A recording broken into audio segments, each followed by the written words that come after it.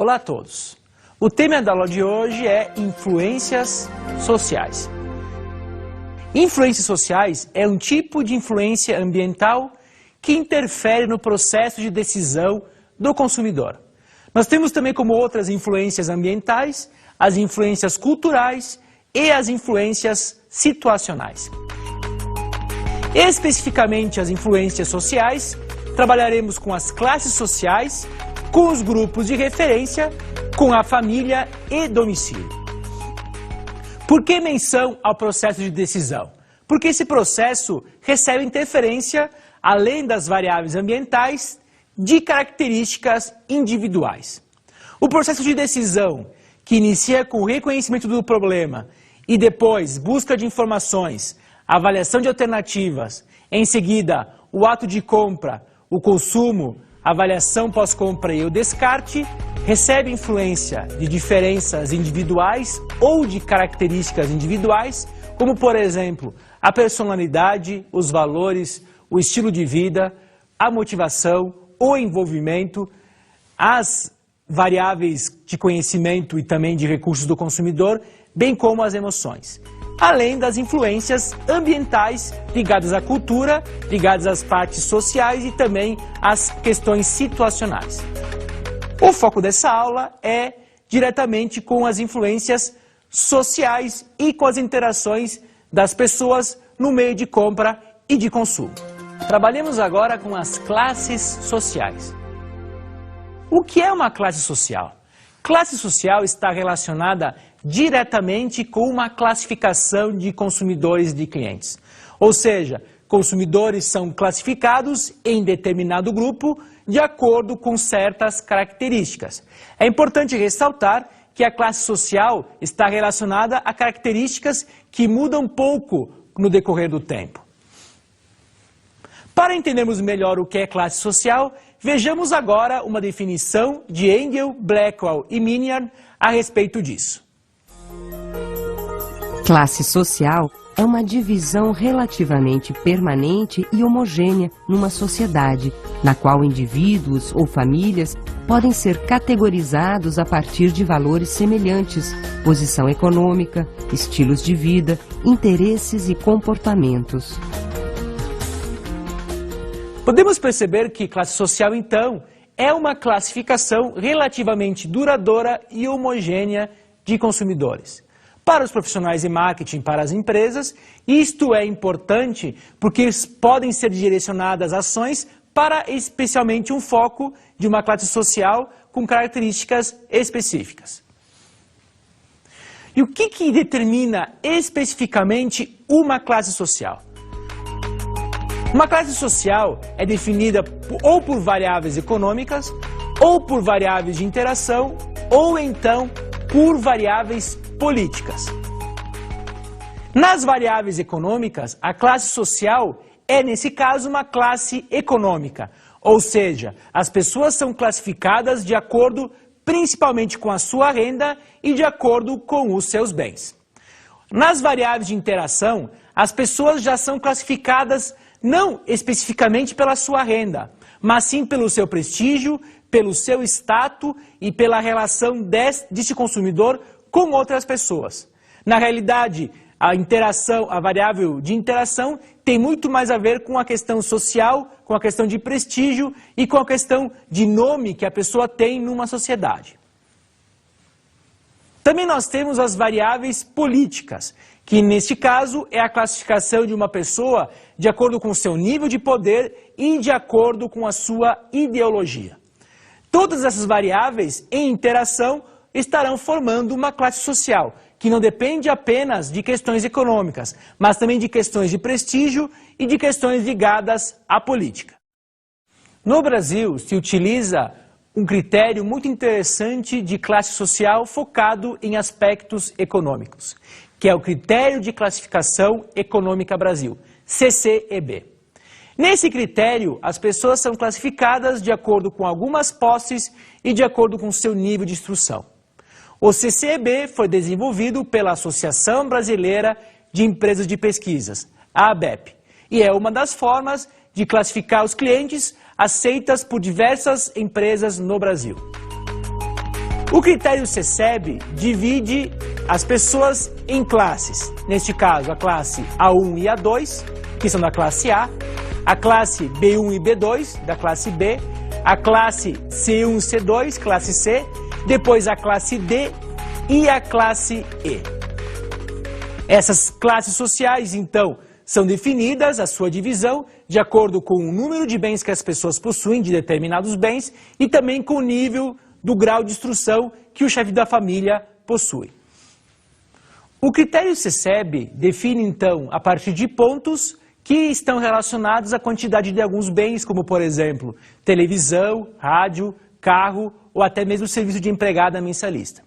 Também temos o nível de instrução que define outros pontos.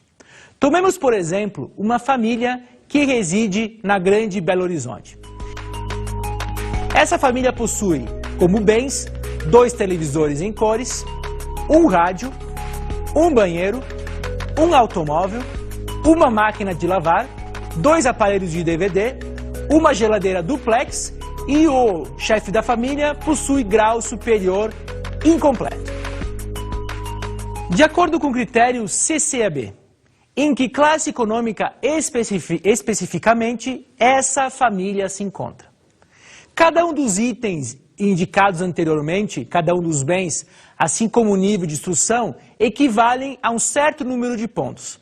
A quantidade total de pontos definirá, então, em que classe econômica essa família se encontra. Verificando a tabela da BEP, podemos perceber que essa família se encontra na seguinte situação. 2 televisões em cores equivalem a 2 pontos. Um rádio a 1 ponto. Um banheiro a 4 pontos. Um automóvel a 4 pontos. Uma máquina de lavar a 2 pontos. 2 DVDs a 2 pontos. Uma geladeira duplex a 6 pontos, uma vez que é a união da pontuação da geladeira, que é 4, com a do freezer, 2. Esses bens devem ser somados à pontuação do grau de instrução do chefe da família, que é o superior incompleto, que equivale a 4 pontos. Considerando a classificação ABEP, essa família se encontra na classe econômica B2, que vai de 23 a 28 pontos. No critério CCAB, houve uma mudança da classe C, que foi dividida em classe C1 e C2. Essa mudança se deu em função do crescimento da classe C no Brasil até o ano de 2008. Isso fez com que pessoas que estavam na classe D e E passassem à classe C, aumentassem o tamanho da classe C e, portanto, fizessem com que essas pessoas, com uma renda maior, pudessem comprar produtos que até então elas não consumiam. Vejamos essa tabela que apresenta a relação de quantas pessoas fazem parte das classes sociais no Brasil em percentuais. Na tabela podemos perceber que a classe C1 no Brasil total representa 22,96% da população, ao passo que a classe C2 representa 22,82%. No total, a classe C, então, constitui 45,78% da população brasileira. É importante ressaltar que essa pesquisa tem como base as regiões metropolitanas. No caso do nosso exemplo apresentado de uma família que reside na Grande BH, que faz parte da classe B2, essa classe no total Brasil corresponde a 19,3% da população. Para a Grande BH, esse percentual já é de 17,47%. Vamos agora conhecer a próxima tabela, que trata das rendas médias familiares por classe. Como se pode ver, a classe C1, mencionada anteriormente, apresentou em 2007 uma renda média familiar mensal de R$ 1.318. A classe C2, também mencionada, apresentou em 2007 uma renda média familiar mensal de R$ 861. Voltando ao exemplo da família de Belo Horizonte, que está ligada à classe B2, a sua renda média familiar mensal provavelmente foi em 2007 de R$ 2.256. Ainda quanto às classes econômicas, é importante ressaltar que os profissionais de marketing e as empresas devem estar atentas a essas mudanças nos grupos econômicos, nos grupos de consumidores com características econômicas específicas. Vimos anteriormente que a classe C apresentou o crescimento no Brasil até o ano de 2008, onde consumidores que antes faziam parte da classe E ou da classe D passaram para a classe C, comprando produtos que até então essas pessoas não possuíam. Com as classes econômicas, então, pode-se perceber que são necessárias definir ações de marketing para alcançar os grupos, os seus costumes e as suas necessidades. Vale destacar que, em 2009, em função da crise econômica mundial, provavelmente o percentual de pessoas que faziam parte da classe C tenha se reduzido no Brasil. No entanto, esse percentual é muito maior do que era a classe C há 10 anos atrás, por exemplo. Apresento a vocês agora um fenômeno mercadológico relacionado às classes econômicas e ao poder de compra de cada uma delas. O termo mastige nasceu da junção das palavras inglesas mass e prestige e significa prestígio para as massas. Trata-se de um fenômeno mercadológico em que grandes grifes como Armani, Tiffany e Ferrari lançam linhas de produtos mais acessíveis, criados especificamente para a classe média ascendente. O que se pode perceber com o fenômeno mastige? Que as empresas focadas em classes mais altas, na elite, as empresas de grife principalmente, com produtos de alto valor agregado, começaram também a perceber que mercados com menor poder de compra poderiam também ser mercados-alvo para suas ofertas. Sem dúvida nenhuma, os produtos devem ser diferentes dos vendidos para a elite e dos vendidos para classes com menor poder de compra. Mas já é uma indicação de que as empresas estão preocupadas em aumentar as suas vendas, em aumentar o tamanho do seu mercado e em se adequar ao poder de compra dos seus consumidores. Falaremos agora sobre os grupos de referência. Antes de tudo, vejamos o que Engel, Blackwell e Minier têm a dizer a respeito disso. Grupo de referência é qualquer grupo de pessoas que influencia significativamente o comportamento de um indivíduo.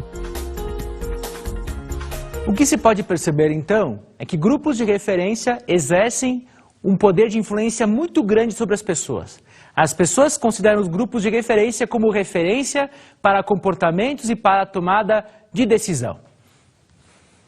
Além de exercer influência sobre os comportamentos, os grupos de referência também fornecem aos indivíduos algumas regras de conduta. Essas regras de conduta também nós podemos chamar de heurística, ou seja, regras simples que definem como uma pessoa deve se comportar em relação ao grupo e em relação a outros indivíduos.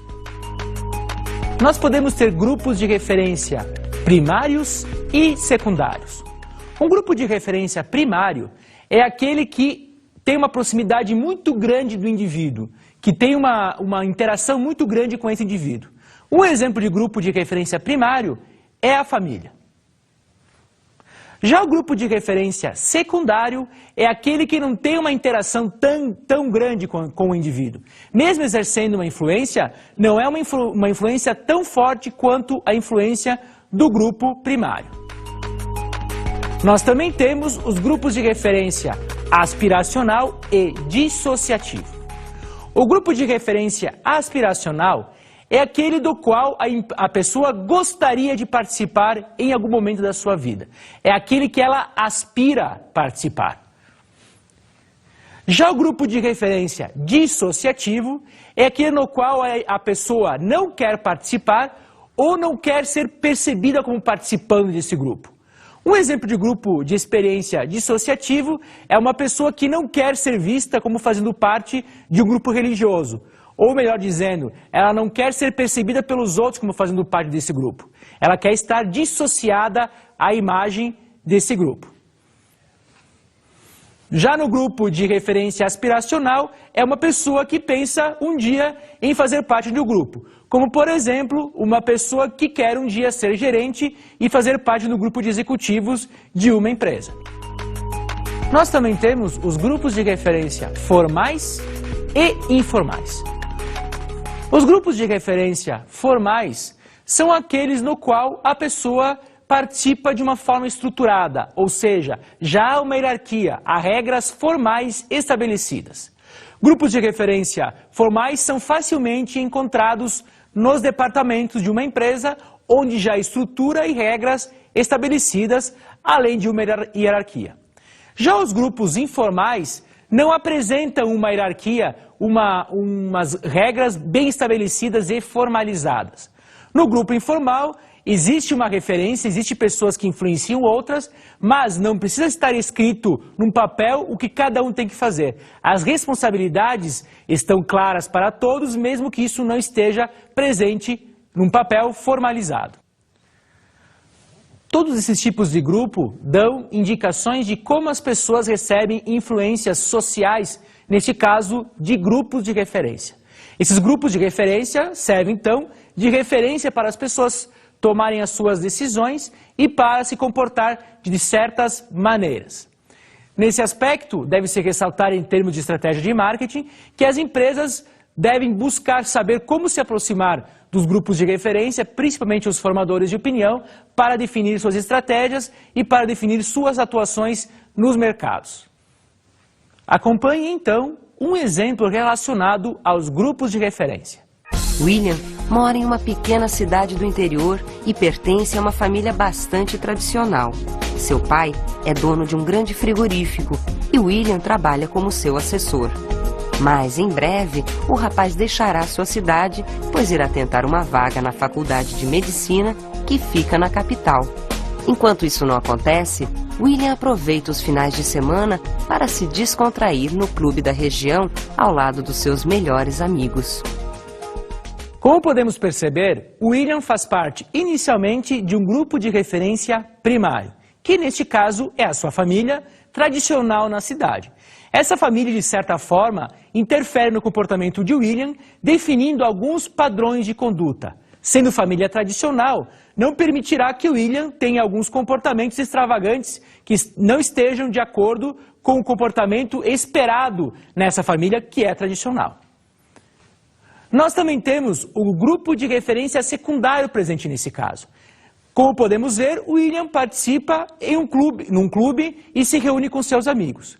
Esse clube não tem o mesmo peso e a mesma interação dos integrantes da sua família. Portanto, é considerado um grupo de referência secundário, mas que também interfere no comportamento de compra e de consumo de William.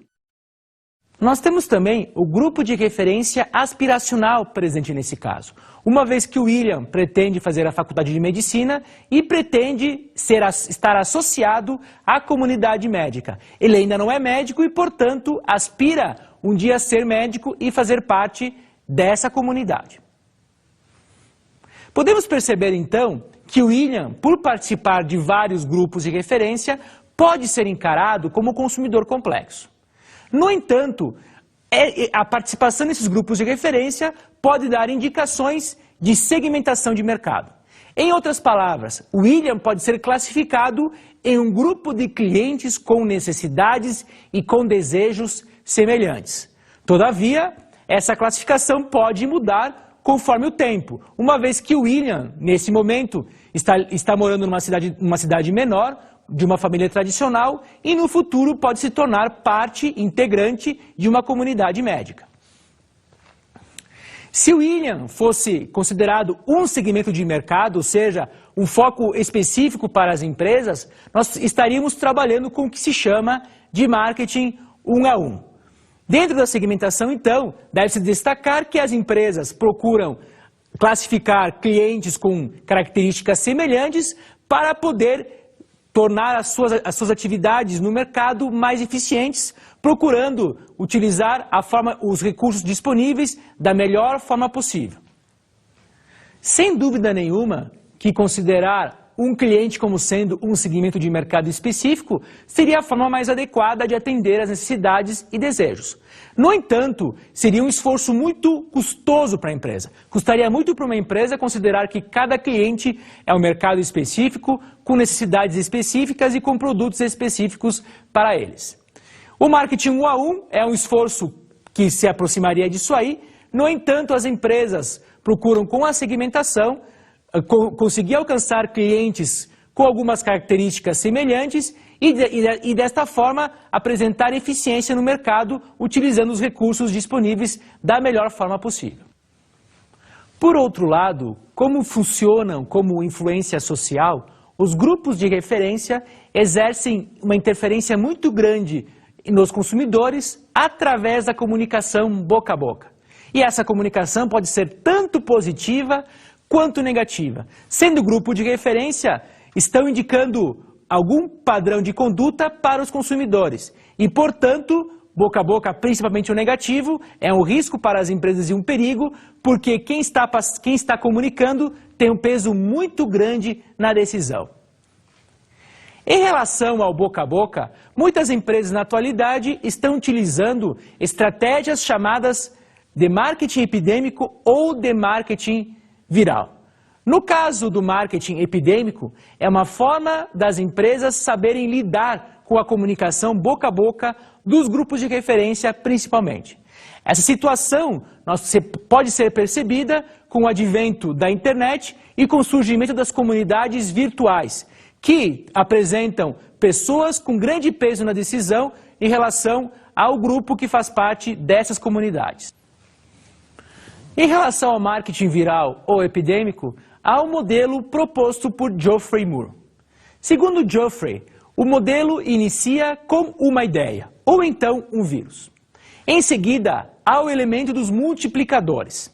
Depois, de como essa ideia vai ser transmitida e qual é que vai ser a velocidade da difusão dessa ideia. Deve-se ressaltar que no modelo, os multiplicadores são os formadores de opinião. Aquelas pessoas que serão utilizadas para disseminar a ideia para outras pessoas. Por isso da relação de marketing viral com grupo de referência. Moore sugere algumas etapas para que isso seja implementado. Primeiramente, a descrição da proposição de valor. Em seguida, a descrição do grupo-alvo. Depois, a comunicação e hábitos da interação do grupo-alvo. Depois, a identificação dos multiplicadores, a definição do modo de transmissão e, por fim, a disseminação do vírus. A descrição da proposição de valor refere-se a que ideia, que valor singular quer se oferecer para determinado grupo. Em outras palavras, qual é o vírus que se pretende disseminar? Com relação à descrição do grupo-alvo, define-se qual é o grupo que deve ser alvo desse vírus, dessa ideia singular. Em seguida, com a comunicação e hábitos de interação do grupo-alvo, as empresas procuram identificar como que os integrantes desse grupo, que é alvo de trabalho, costumam se comunicar, costumam transmitir informações. Após identificar como o grupo se comunica, ocorre a identificação dos multiplicadores, ou seja, dos formadores de opinião dentro de um grupo. Esses formadores de opinião são importantes para que a disseminação de informações aconteça de forma mais rápida e mais qualificada possível. Ao final, é feita a definição do modo de transmissão e disseminação do vírus. Ou seja, a proposição de valor definida anteriormente, a ideia singular ou vírus que quer ser disseminado, considerando a forma como o grupo se comunica e quais são os multiplicadores, os formadores de opinião, se define uma forma de transmitir, de comunicar essa mensagem junto a esse público que é alvo do marketing viral ou marketing epidêmico. Se uma empresa, por exemplo, que trabalha com softwares, com informática, quiser trabalhar com marketing viral, inicialmente ela tem que identificar qual é o vírus que ela quer disseminar, qual é a ideia que ela quer disseminar em relação a um novo produto, a um novo serviço. Esse novo produto ou serviço, a comunicação pode ser feita a partir de um grupo, de uma comunidade virtual específica. Nessa comunidade virtual específica, a empresa deve primeiramente avaliar como que eles costumam se comunicar, para depois identificar quais são os multiplicadores, os chamados formadores de opinião, e depois escolher qual seria a forma de comunicação mais adequada dentro desse grupo pensando-se nos multiplicadores e na forma como esse grupo se comunica. Se a empresa de software quer informar ao grupo, à comunidade virtual, um novo produto, ela pode se utilizar do marketing viral, uma vez que é uma maneira muito mais barata que a propaganda de disseminar informações e, além disso, está focada num grupo que provavelmente vai comprar os serviços dessa empresa de software. Outro exemplo de marketing viral foi o que a Nike fez em 2005 com a campanha Joga Bonito. Ao invés de utilizar uma campanha tradicional de comunicação, como por exemplo com a TV, a Nike se utilizou de outra estratégia. Nesse caso, ela utilizou um programa de compartilhamento de vídeos para lançar um vídeo na internet. Nesse vídeo era enfatizada a criatividade, o jogo bonito no futebol. E, para tanto, se trabalhou com o jogador Ronaldinho Gaúcho, que na época era considerado um dos melhores jogadores do mundo. Nesse vídeo, batizado de The Touch of Gold, Ronaldinho ganhava um par de chuteiras da Nike e começava a fazer algumas brincadeiras com a bola de forma despretensiosa. Após fazer algumas embaixadinhas e testar o produto que havia ganho, Ronaldinho chuta a bola ao travessão, essa bola retorna ao seu peito e isso acontece mais 3 vezes.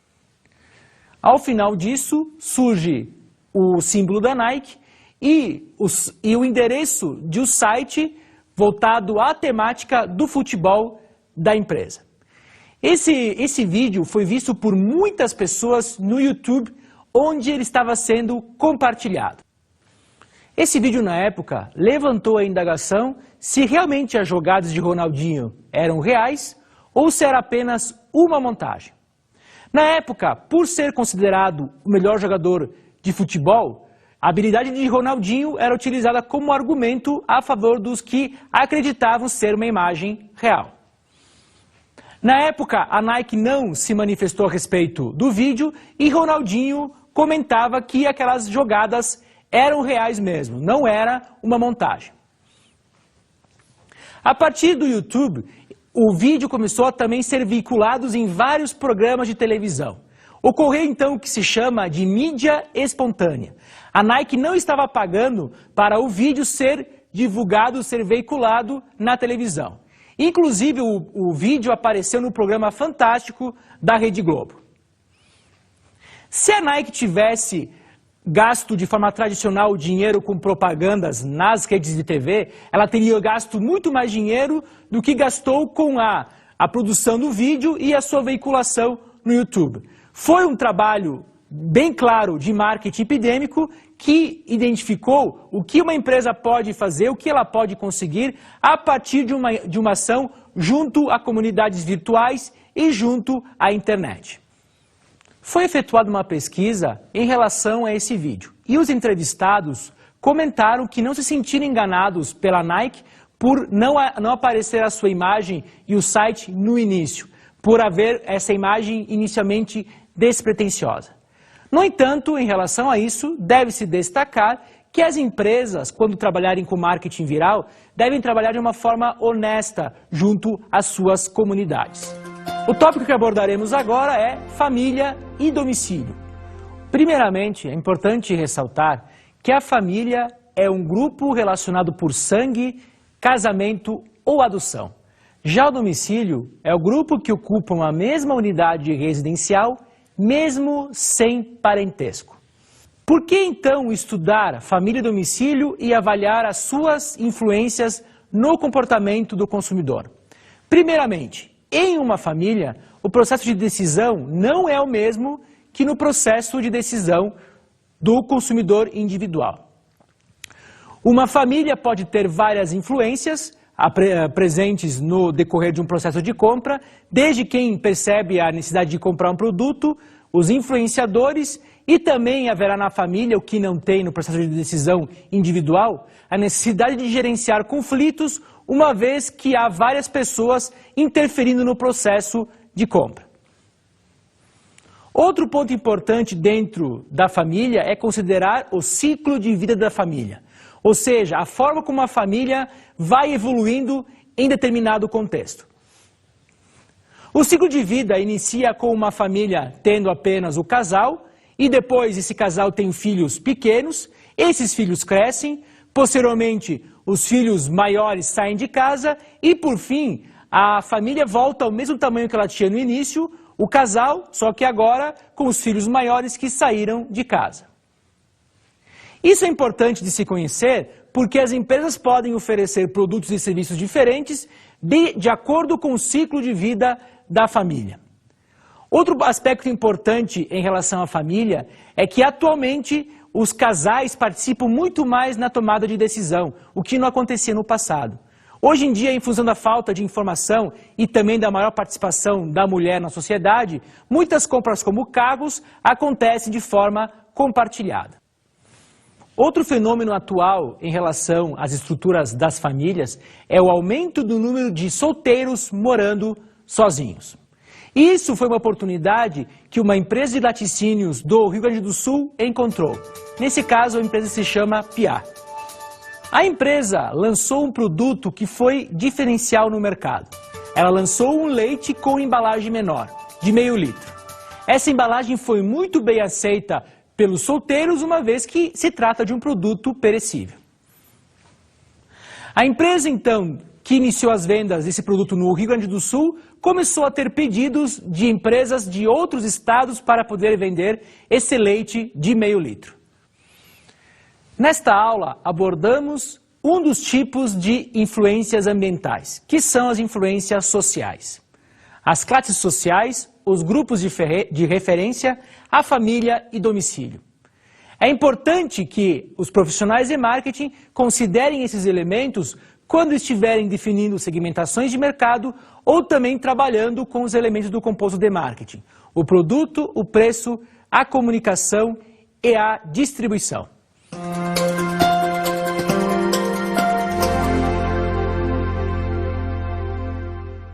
Como sugestão para a aula de hoje, recomendo a leitura do livro Marketing, Criando Valor para os Clientes, de Gilbert Churchill Jr. e Paul Peter, da editora Saraiva. Especialmente sugiro a leitura do capítulo 6, Comportamento do Consumidor, onde, dentre outras características, são tratadas as influências ambientais e as influências sociais, e também o capítulo 7, Comportamento do Comprador Organizacional, que trabalha principalmente com a diferença com o consumidor final. Bons estudos!